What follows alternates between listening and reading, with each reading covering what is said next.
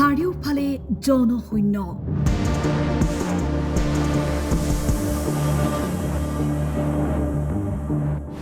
অৰণ্যৰ মাজত এখন স্কৰ্পিঅ'।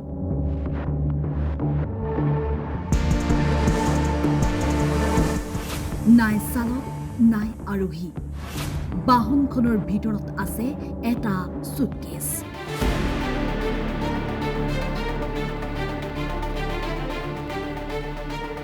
ৰহস্যৰ আৱৰ্তত সোমাই পৰিছে বগা ৰঙৰ এই বাহনখন।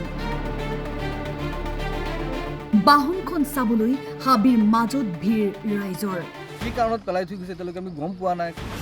মানুহে জুমি জুমি চাইছে।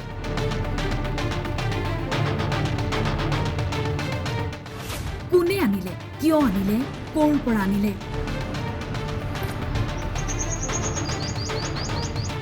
ৰাইজৰ মুখে মুখে কৌতূহল।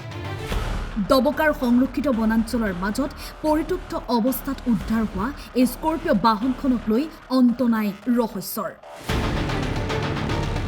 বনাঞ্চলখনৰ জামুকোৱা অঞ্চলৰ এটি বন্ধ শিলকুৱেৰীলৈ যোৱা পথত উদ্ধাৰ বাহনখন। বাহনখনৰ সন্মুখফালে কিছু অংশ ক্ষতি হোৱালৈ চাই বাহনখন দুৰ্ঘটনাত পতিত হোৱা বুলি সন্দেহ ৰাইজৰ। কৌতূহলী ৰাইজে খবৰ দিলে আকাশীগংগা আৰক্ষীক। খবৰ পোৱাৰ মাত্ৰকে উপস্থিত হৈছে আৰক্ষী। আৰম্ভ কৰিছে তদন্ত। আৰক্ষীৰ তদন্তত ৰহস্য ভেদ হোৱাৰ সম্ভাৱনা। ৰাতিপুৱা 11 মান বজাত আমাৰ স্থানীয় এজন লোকে যাওঁতে ৰাস্তাৰ পৰা অকণ দেখি পাইছে যে জংঘলত এখন গাড়ী পেলোৱা আছে। লগে লগে তেওঁ আমাক ফোন কৰিলে যে এনেকুৱা দাদা গাড়ীখন ঘন জংঘলৰ মাজত পৰি আছে। তো লগে লগে আমি ওলাই আহিলোঁ। আহি পেলাই আমি আকাশীগংগা পৌৰ আৰক্ষী চকী আমি ফোন কৰি অৱগত কৰিলোঁ। তেখেত আৰক্ষী তদাৰকীয়াকৈ আহিলে। অহাৰ পিছত আমি স্থানীয় লোক আৰু আৰক্ষী গৈ সোমাই জংঘলত দেখোঁ যে গাড়ীখন পৰি আছে আৰু গাড়ীৰ সন্মুখৰ ফ্ৰণ্ট ছাইডটো ভাঙা আছে, ক'ৰবাত হয়তো এক্সিডেণ্ট কৰিছে। কি কাৰণত পেলাই থৈ গৈছে তেওঁলোকে আমি গম পোৱা নাই। গাড়ীৰ মাজত ভিতৰত এটা বিজেপিৰ ফলক আছে আৰু এটা চুটকেছো আছে।